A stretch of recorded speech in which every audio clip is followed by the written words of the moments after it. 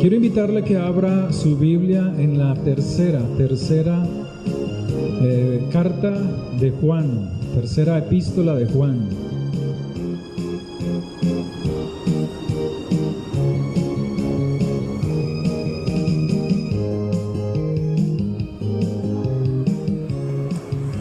Tercera epístola de Juan. Dice la palabra de Dios así, está saludando Juan. Juan, según lo que uno lee de la Biblia, fue uno de los hijos de Zebedeo, un pescador, un hombre rico. Sí, que cuando sus hijos escucharon que había llegado el Mesías, cuando sus hijos oyeron aquellas palabras del Mesías, que tenían autoridad, que tenían poder, que tenían sabiduría, conocimiento de Dios, esos jóvenes adultos o jóvenes, decidieron seguir al Señor.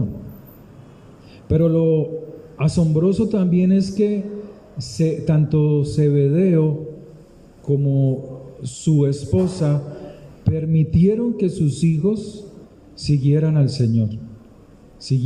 Y en este caso, Juan, que está aquí, que escribe estas cartas, él también escribe el Apocalipsis, y es un hombre de mucha entrega, de mucho estudio de las Escrituras, de mucho estudio de la letra, y tiene un abierto y profundo conocimiento de lo que es Dios y de lo que es el Mesías para nosotros. Juan, en esta tercera epístola, mientras en la otra carta que vimos hace 8 días, si no me equivoco, pues en la anterior alude a los maestros itinerantes que se movían de un lugar a otro, que propagaban herejías, o sea, predica en contra de aquellos hombres que profesaban una falsa confianza en Dios, que predicaban herejías y perturbaban la fe de estos judíos creyentes en Yeshua, en Jesús, el que usted conoce como Jesús.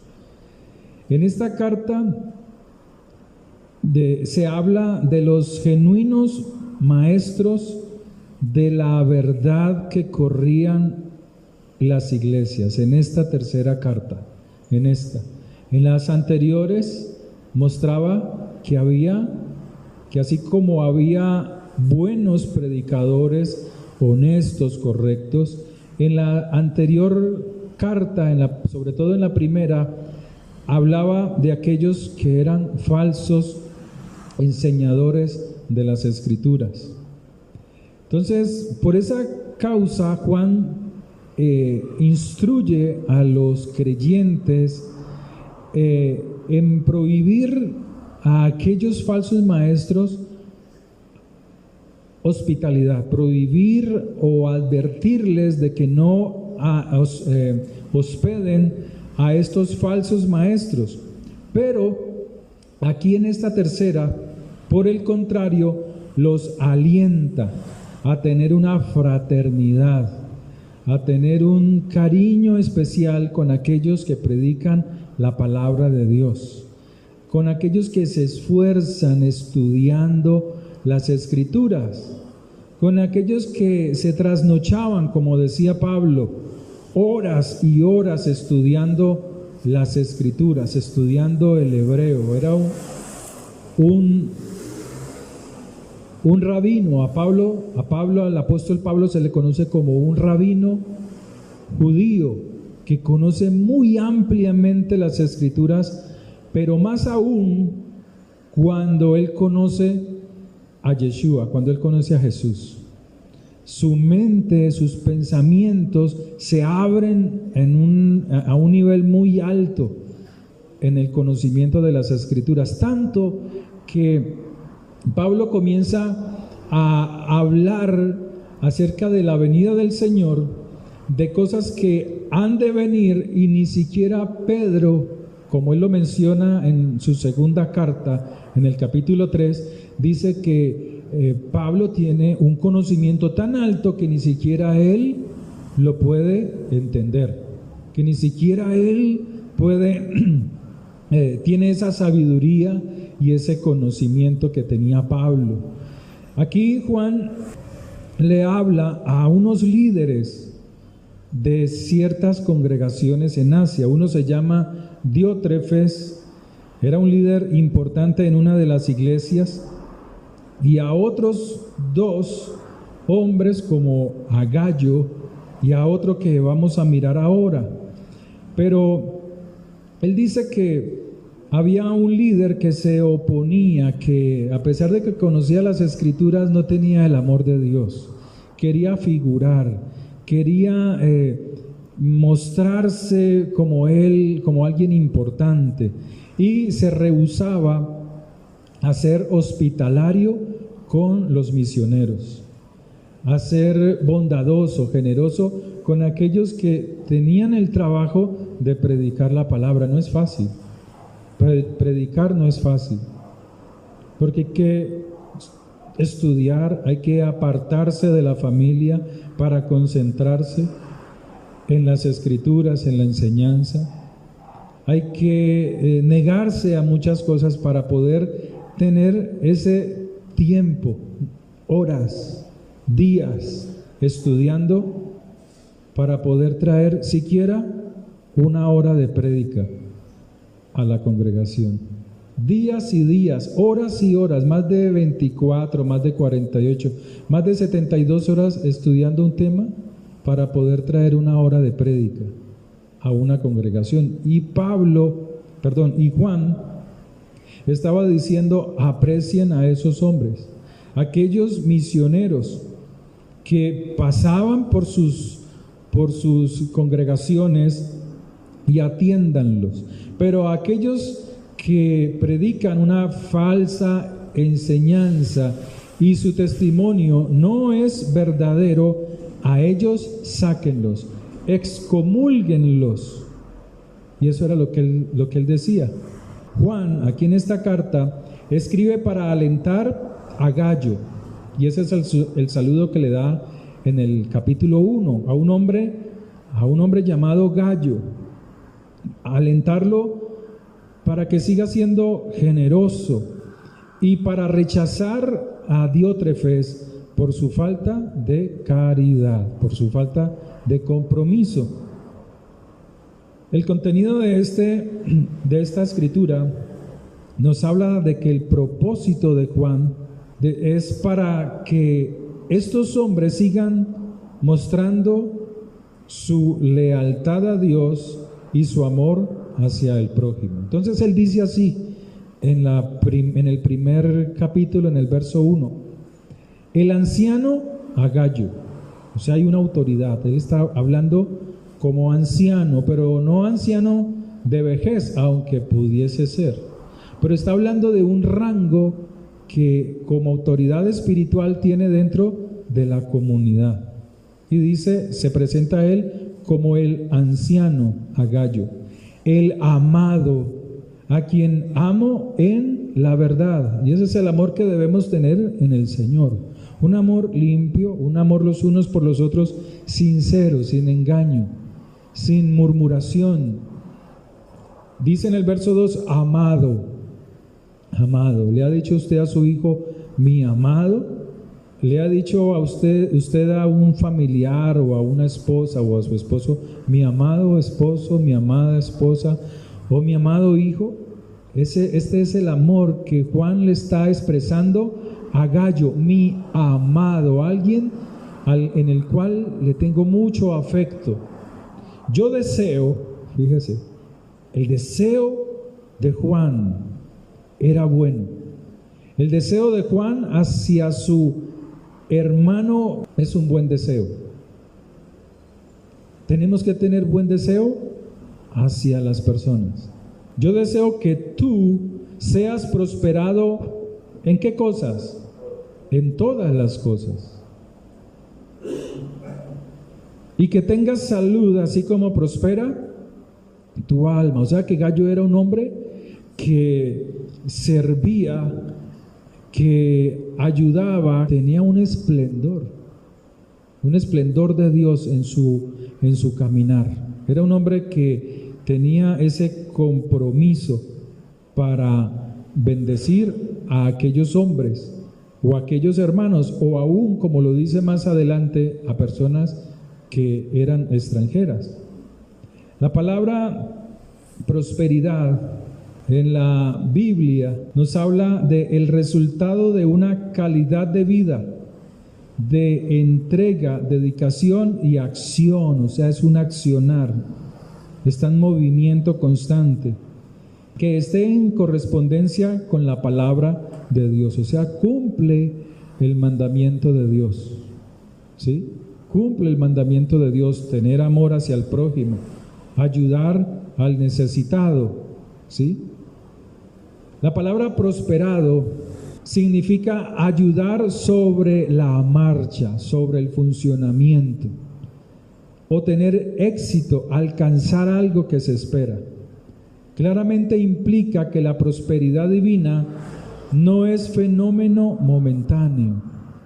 A veces pensamos que prosperidad es tener dinero, y a veces tenemos dinero y no sé por qué nuestra mente nos engaña y nos creemos muy prósperos por cualquier pesito que tengamos allí en el bolsillo o ahorraditos, por cualquier milloncito, cualquier 500,000, cualquier plática, pensamos que somos prosperados.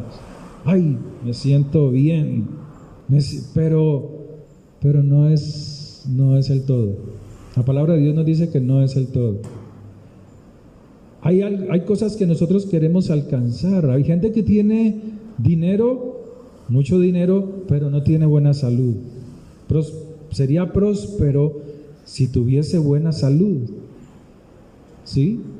Hay gente que está enferma y no puede disfrutar de las riquezas, o de la familia, o de los hijos, o de las personas que están alrededor. Yo conozco personas que tienen un buen modo económico, pero su familia no está con ellos, ni sus hijos, ni su esposa, ¿sí?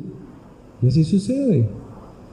Entonces aquí la palabra próspero es algo que es en Dios algo constante, no es algo momentáneo o pasajero, sino que es más bien un estado continuo y progresivo de buen éxito en todas las cosas, de bienestar, y se aplica a todas las áreas de nuestra vida, primeramente la espiritual, luego la física, la emocional y la material, que es lo que Dios quiere. Dios quiere que todo nuestro ser esté prosperado, esté bendecido.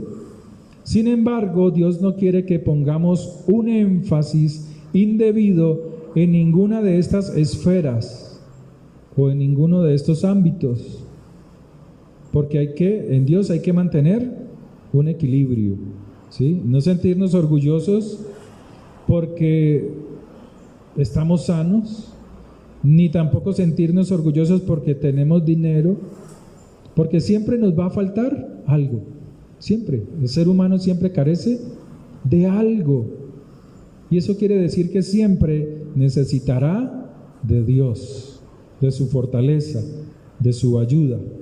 Entonces Pablo le dice, deseo, es un anhelo en su corazón, que seas prosperado en todas las cosas y que tengas salud. Salud, la palabra salud habla de que esté limpio su cuerpo, porque si hay algo, a diferencia del cristiano o del cristianismo, si hay algo que aprecia el judío, aquí como Juan o como Pablo, era la buena alimentación. La buena alimentación, alimentarse bien. ¿Cómo nos alimentamos nosotros? Bien, con empanadas, con fritanga, con Coca-Colas, No, yo no tomo eso. No, pues ya está enfermo, ¿ya para qué? Pero, ¿cómo nos alimentamos nosotros? A diferencia de ellos, que se alimentan ¿cómo? Con verduras, con buena carne, de vaca o de cordero, mucha fruta, mucha verdura. Por eso si usted ve un verdadero judío, él es de piel rosada, su piel es brillante, ¿sí? Pero un cristiano está amarchitado, está opacado. Pero el que practica verdaderamente esto, como Daniel, ¿se acuerdan que a Daniel le trajeron alimentos del rey? Pero él no estaba haciendo un ayuno. Él dijo, no, yo no como esto. Déjanos y nosotros sabremos cómo alimentarnos. Y ellos comían, no perdieron la costumbre de la buena alimentación, de verduras, de frutas, carne, de vaca o de cordero. Y cuando pasaron ciertos días, dice que vino el siervo del rey y los vio y se asombró porque sus rostros eran mejores que los de ellos. ¿Sí ve? La Biblia es clara. Entonces aquí Juan le está diciendo que tenga salud. Cuando usted tiene salud y buena salud, usted sirve al Señor con alegría. Usted siempre está dispuesto, usted siempre va a ser un vaso dispuesto para el Señor, para orar, para clamar. Pero cuando nos descuidamos en la salud, vamos a orar y, ay, no puedo porque empiezan a traquear las rodillas, que no puedo, porque no puedo moverme porque... Y son personas jóvenes, adultos jóvenes. Entonces, aquí Juan está diciendo algo importante, que así como nuestra vida prospera, nuestra alma prospera buscando a Dios, nuestra vida física también debe ser próspera.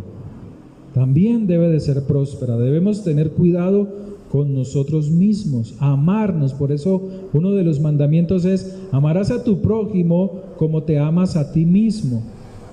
Salud habla de algo sano, de estar sano del cuerpo. Cuando una persona está enferma y es un trabajador, un empleado de una empresa, pues la empresa no lo quiere. Que se enfermó hoy, que se enfermó y volvió y se enfermó. Ahí se conoce que verdaderamente no es importante, ya no es importante. Pero cuando la persona está sana, cuando el trabajador está enfermo y se hace el que no le duele nada porque tiene que hacerlo, allí sí lo quieren en la empresa. Ve, ay, ¿cómo estás? Ay, con un dolor de cabeza. Ay, ¿y qué tomaste? No, acetaminofén. Ah, y a ellos no les importa. Ay, mira, ve, aquí te traigo estos documentos para que me ayudes. Mira, a ver, revisa, a ver. Y ya de ahí no hay un buen deseo, como lo dice Juan. No hay un anhelo verdadero de ver al otro sano, sino que solamente es por intereses. Que tengas salud como prospera tu alma. Y esto también es una doctrina bíblica, que conservemos nuestra buena salud. Es una doctrina. No solamente la doctrina cristiana es Jesucristo viene y nos vamos en las nubes y eso quién sabe cuándo. No, también es una doctrina aprender a alimentarnos bien. Es una doctrina que está en las Escrituras. Si usted lee en el Antiguo Testamento, la palabra de Dios daba ciertas normas acerca de la alimentación, qué cosas comer y qué cosas no comer, porque hoy en día se conoce que ciertos alimentos que estaban prohibidos en la Escritura, hoy en día se conoce a través del estudio, de la ciencia, del conocimiento, que producen cánceres, son alimentos cancerígenos. Juan le habla a estos hombres, aquí a Gallo, y le dice, pues mucho, verso 3, me regocijé cuando vinieron los hermanos y dieron testimonio de tu verdad. O sea, hablaban bien de Gallo, que era un hombre correcto, que era un hombre que lo que predicaba pues lo vivía. No es fácil, porque usted a veces puede predicar a Jesucristo, a Dios, y en una chispa satánica de enojo le da por decir vulgaridades, vida y jugo, no sé qué. O sea, no es fácil. Pero aquí está mostrando que este Gallo tenía buen testimonio dentro de la comunidad, no solamente la congregación, sino afuera. No tengo yo, dice Juan, mayor gozo que este, que el oír que mis hijos andan en verdad. O sea, se sentía alegre, gozoso. Un ejemplo es cuando usted va al colegio de sus hijos y sus hijos son premiados delante de la gente. ¿Quién no se siente feliz? ¿Sí o no? ¿Sí o no? Cuando yo voy al colegio, a mis hijos los premian. Cuadro de honor por el mejor que académicamente bien. No sé cómo es que se dice ahí. Pero esto es lo que está diciendo Juan, que él oía que estos hombres tenían buen testimonio y producían gozo en Juan, porque caminaba en la verdad. En el verso 5 dice, amado, siempre las palabras de amor.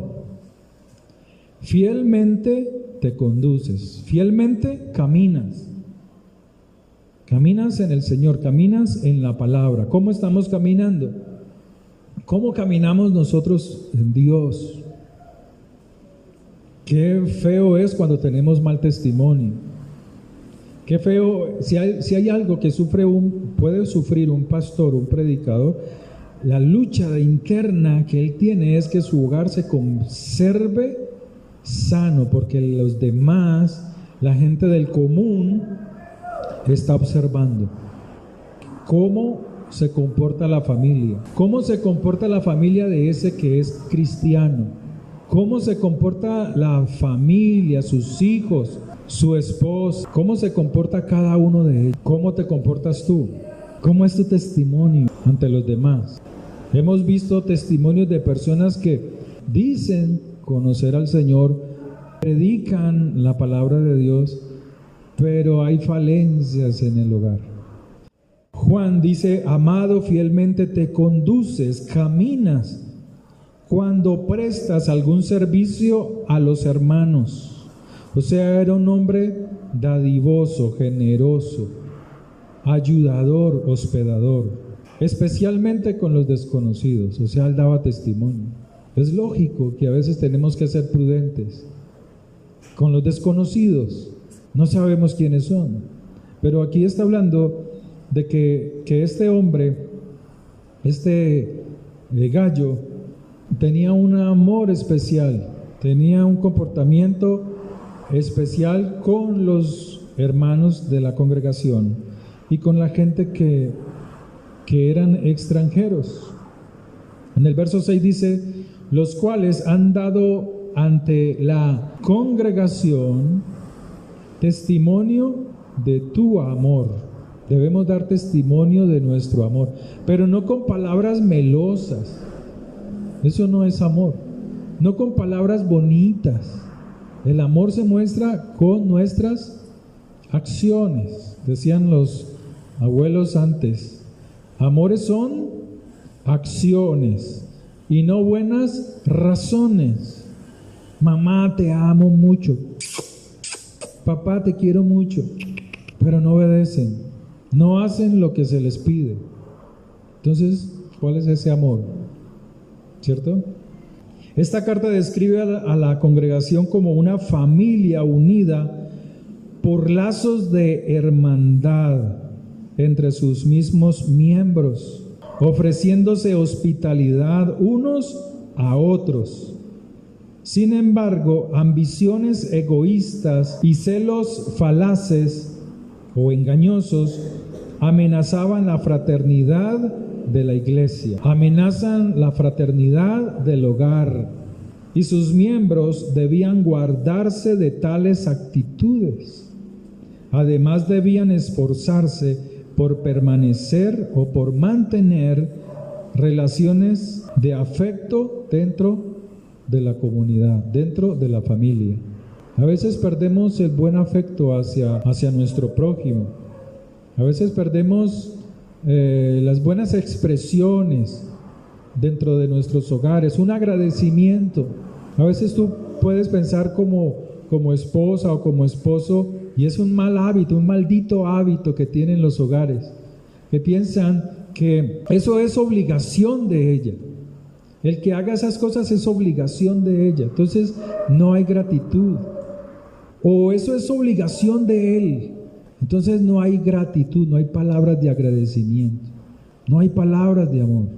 Y eso sí que destruye los hogares, sí que destruye las familias, destruye todo, daña todo. Miren, bueno, no quiero dar el ejemplo, pero miren lo que comentaba yo en el WhatsApp. Si prestaron atención, y antiguamente en los Juegos Olímpicos era un deleite para muchos adultos ver la inauguración de los Juegos Olímpicos, esperando que saliera la participación de Colombia. Para muchos papás, para muchas mamás, en el caso mío era mi madre, y veía a la gente, y se veía, ¿no?, en la pantalla gigante a blanco y negro en esa época, imagínense. Y era algo especial ver a los deportistas pasar, ver los símbolos o las figuras deportivas o los símbolos deportivos para los Juegos Olímpicos. Pero miren el de anteayer o el de ayer. Qué grosería, hermanos. No sé si lo pudieron ver. Un desfile y un derroche de puros de puros homosexuales en carrozas, caminando, besándose. Colocaron allá una foto, una imagen que pegó mucho en los cristianos, una imagen de un Jesús con los 12 apóstoles en la cena, ¿no? Un cuadro que es muy famoso. Y los homosexuales, los transexuales arriba, haciendo la misma imagen abajo, que estaba abajo, la hacían arriba, sentados en una mesa y con los 12 allí, o sea, todos, y ahí estaba el Jesús de ellos, el Mesías de ellos, un señor todo regordeto, con su aureola acá, representando al Jesús cristiano. Eso es una afrenta, pero no es una afrenta para el cristianismo, olvídese de eso. Es una afrenta a Dios, diciéndole, ellos le dicen a Dios: hey, tú que destruiste aquella generación en el pasado, hey, tú, Dios, que destruiste aquella generación en el diluvio, pues he aquí, estamos de nuevo para destruir la mente y el corazón de los que te siguen. Es una afrenta. O sea, han destruido, han dañado, están dañando las buenas costumbres, como lo es la familia, las buenas costumbres como lo hay como lo son los hogares, el matrimonio.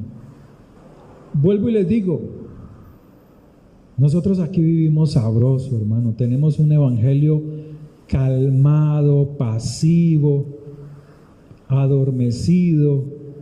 Cuando tú quieres vas a la congregación, cuando tú quieres oras. Puedes hasta rechazar a Dios cuando se te dé la gana. O sea, nosotros aquí vivimos cristianamente sabroso. Pero los hermanos que están en Europa, dice: pastor, esto es horrible, porque están destruyendo el modelo familiar y nos quieren vender a través de los Juegos Olímpicos la práctica de la homosexualidad.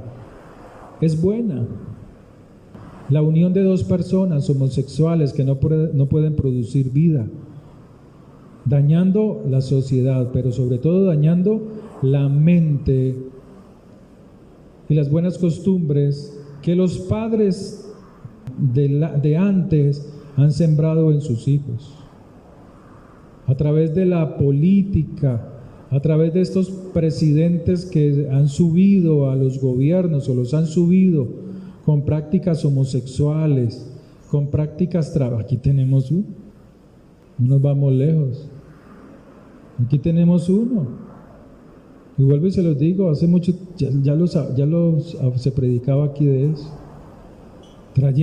queriendo mostrarnos que Sodoma y Gomorra es algo bueno, que estas acciones son normales. Y si usted miró la inauguración de los Juegos Olímpicos, yo le pregunto si lo vio, con todas esas imágenes de homosexuales y travestis abarbados y bailando, se les veía media nalga. ¿Qué tiene que ver eso con el deporte? Muchos padres decían, hermano, yo apagué esa porquería, yo apagué eso de una, lo apagué porque es una inmundicia.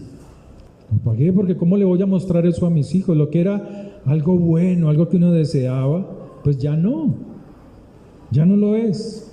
Por eso Juan presenta a Yeshua, a Jesús, al Yeshua o la palabra, presenta la palabra de Dios o presenta a Yeshua como la verdad en la cual nosotros debemos caminar. Que no se te peguen las cosas del mundo, como lo dice la carta anterior. No améis al mundo. No améis no te embriaguéis del mundo. No te embriaguéis de las cosas del mundo. Porque las cosas del mundo son pasajeras, perecederas, serán destruidas en su momento. Pero nosotros debemos de cuidar nuestra forma de caminar, de vigilar cómo caminamos en este sendero que Dios nos ha llamado, un camino que va de aquí hacia la eternidad. Imagínate un descuido para quedarse toda la eternidad gritando en el infierno, ¡ah! ¡Sáquenme de aquí! ¿Ya para qué? Pero es una realidad. Es una realidad que hemos descuidado. Es una verdad, hermanos. El infierno es real. Y la palabra de Dios lo dice en el final de Apocalipsis, lo dice, ¿quiénes van allá? ¿Quiénes son desechados? Y entre esos están aquellos que hacen prácticas satánicas. Debemos tener una devoción hacia Dios. ¿Cómo es su devoción a Dios? Usted no puede dejar de orar, ni puede dejar de instruirse en las Escrituras. Hay que leerlas. Y uno de los secretos para usted ser lleno de Dios es leer la Escritura en voz alta, cosa que el cristianismo ha perdido, pero que el judío valora leer las Escrituras en voz alta, porque la palabra se cumple. La fe viene por el oír, y el despertar del oído viene por la palabra de Dios. Que no perdamos esa devoción hacia Dios. Y el Señor cuando lo buscamos, nos motiva y trae bendición sobre nosotros para bendecir. Verso 6 dice, los cuales han dado ante la congregación, como usted lo llama iglesia, testimonio de tu amor, y harás bien en encaminarlos como es digno de su servicio a Dios. Si tú amas a tus hijos, encamínalos en el amor a Dios. No los descuides. No creas que ellos no se pueden perder. Tú tienes que designar un tiempo para leerles las Escrituras. Deje de ser perezoso, deje de ser perezosa, deje de creer que todo lo que usted hace es lo único importante. Saque un tiempo y dedíqueselo a su hijo, a su hija en instrucción a la palabra de Dios. Instrúyalos para que ellos puedan continuar el viaje hacia la vida eterna cuando usted se muera. Aquí no vamos a ser eternos, hermano. Ya estamos canosos, con arrugas, pero nos creemos jovencitos, jovencitas, pues ya con 50, con tantos años encima, 40 y tantos, de ahí para arriba, y nos creemos, todavía soy guapo, todavía soy guapa. No, hermanos, tenemos que ser equilibrados en la Escritura, en la palabra de Dios. Algún día tendremos que irnos y son nuestros hijos los que tomarán el buen camino si nosotros le enseñamos con amor, con paciencia, instruyéndolos.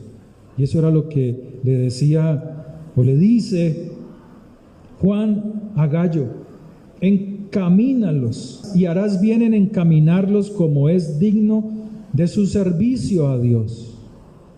Satanás paga mal al que le sirve, Dios siempre paga bien, para que continúen su viaje. Ellos tienen un viaje que seguir, nuestros hijos tienen un viaje que continuar, y nosotros debemos de esforzarnos de guiarlos hasta donde nos toque guiarlos, y que de ahí en adelante ellos tomen buenas decisiones, porque ellos salieron por amor del nombre de Él. Fíjese, aquellos nuevos o aquellos creyentes nuevos, aquellos extranjeros, aquellas personas que se congregaban en esta iglesia en la que dirigía Gallo, pues la palabra de Dios dice que no podemos despreciarlos porque tengan mucho o poco conocimiento. Por eso el Señor le dice a los jóvenes: no tengas en poco tu juventud, no te desprecies porque otro habló mal de ti, porque otro te miró mal, porque otro te despreció con palabras y te ofendió. No desprecies tu juventud en eso. Sigue esforzándote, sigue proyectándote, mirando en Dios aquello que tú quieres alcanzar, saliendo adelante.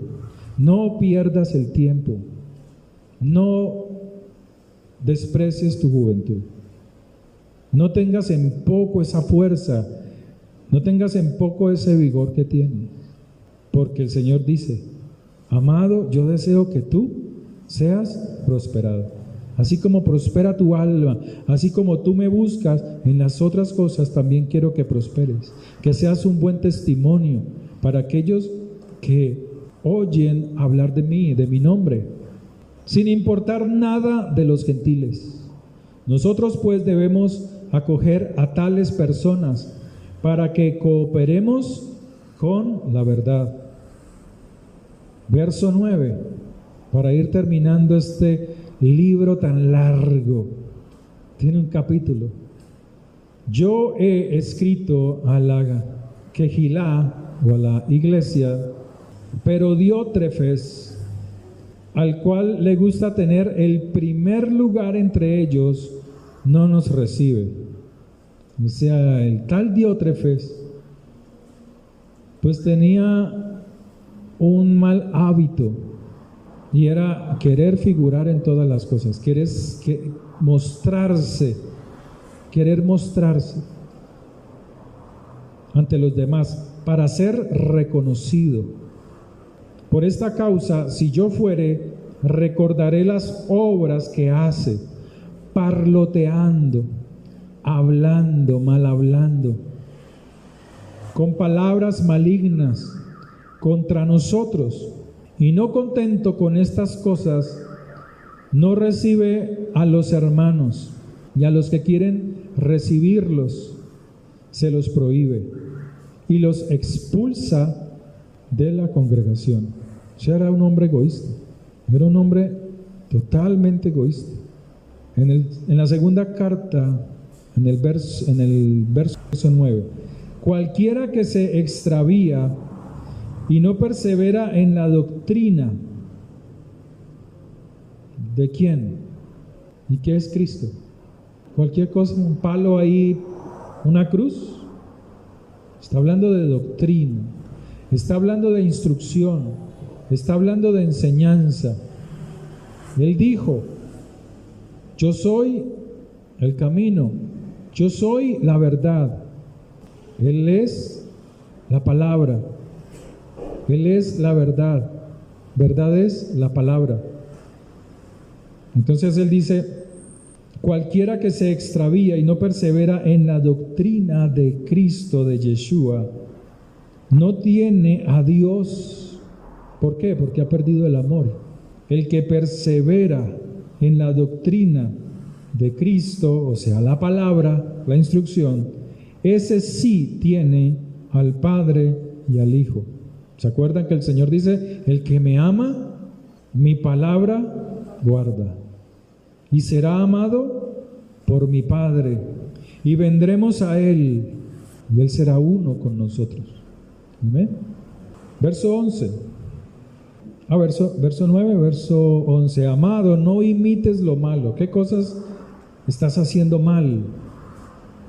¿Qué cosas imitamos que no son correctas?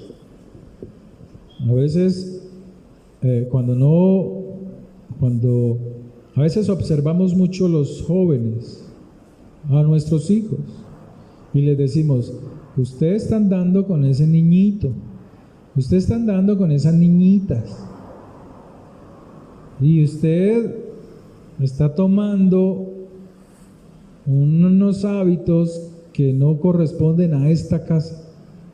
¿Sí o no que así les hemos dicho alguna vez? ¿Sí o no? O nos decían a nosotros. Pero aquí le está hablando a gente adulta. Aquí Juan le está hablando a gente adulta, a creyentes maduros, y les advierte diciendo: no imites lo malo. ¿Qué cosas estás imitando? ¿Estás imitando al presidente? Padre, líbranos, Señor. No imites lo malo, sino lo bueno. El que hace lo bueno es ¿de quién? De Dios. ¿Usted sabe qué significa eso? El que hace lo bueno es de Dios. Que usted ora y Dios responde, porque Él responde la oración de los justos. Pero el que hace lo malo no ha visto a Dios, no puede ver a Dios, no puede ver su proceder. Ora y Dios no le contesta. Ora y Dios tiene cerrados sus oídos. Todos dan testimonio de Demetrio, aquí hay otro hombre, y aún la verdad misma, y también nosotros damos testimonio, y vosotros sabéis que nuestro testimonio es verdadero, que nuestro testimonio sea verdadero. ¿Cómo sabes que es verdadero? Porque se ajusta a la palabra de Dios. Por eso David decía: examíname, oh Dios, y conóceme, y ve si hay en mí camino de perversidad, y guíame por el camino eterno. Amén. Y ya él se despide en esta carta: yo tenía muchas cosas que escribirte, lástima, nos la perdimos, pero no quiero escribírtelas con tinta y pluma, porque espero verte en breve. Era un anhelo de él ver a sus hermanos, así como el de nosotros. Anhelamos ver a nuestros hermanos el domingo o el viernes. Sí, por eso no vienen, anhelan tanto que perece por allá. Yo bien ocupada aquí viendo Masterchef, y para ir a pendejear allá en la iglesia. Porque espero verte en breve y hablaremos cara a cara. ¿Usted sabe qué es lo que está diciendo él? Es como cuando usted tiene un amigo, una amiga, y usted quiere estar en la casa de ese amigo, o hablar con ese amigo, o hablar con esa amiga.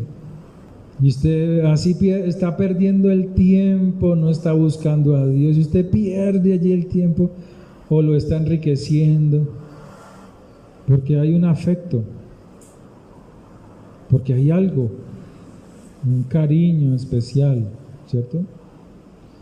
Pero lo que pasa es que esta gente era una gente equilibrada. Estos creyentes, no cristianos, estos no eran cristianos. Vuelvo y se los digo. ¿Por qué? Porque el cristianismo nació 300 años después de la muerte de Cristo. Estos eran judíos que creyeron en Yeshua, porque ni siquiera el Nuevo Testamento estaba escrito aquí. Pero estos judíos que creyeron en Yeshua, creyeron en Jesús, pues eran equilibrados, son equilibrados, porque aman primero su casa, su familia, su esposo, su esposa, sus hijos, y luego muestran amor hacia afuera. Pero hoy en día el cristiano es oscuridad de la casa, tinieblas en los hogares y luz para el diablo, luz en la calle. Ese es el cristianismo de hoy en día. Pero la palabra es clara. Tenemos que mostrar a ese Jesús. Debemos mostrar, vivir en la verdad a la cual hemos sido llamados, en la doctrina y la enseñanza del Señor. Amén. Que el Señor les bendiga. Quedamos despedidos. Oremos. Dele gracias a Dios por el camino que usted tiene en el Señor, porque usted le está conociendo. Nunca terminaremos de conocer al Señor en esta tierra. Estamos en esta tierra, pero hay mucho por conocer al Señor. Tenemos que seguirlo escudriñando, y eso es lo que Él quiere. Cuando tú escudriñas a Dios a través de la palabra, llega el momento en que Él se muestra a nosotros. Y eso es lo que tenemos que lograr. Padre, hoy estamos aquí dándote gracias por tu fidelidad. Hoy estamos aquí dándote gracias por la vida, por tu misericordia, porque tú nos has llamado, Señor, a través de tu amor, de tu palabra, para que te sigamos, para que te conozcamos, para que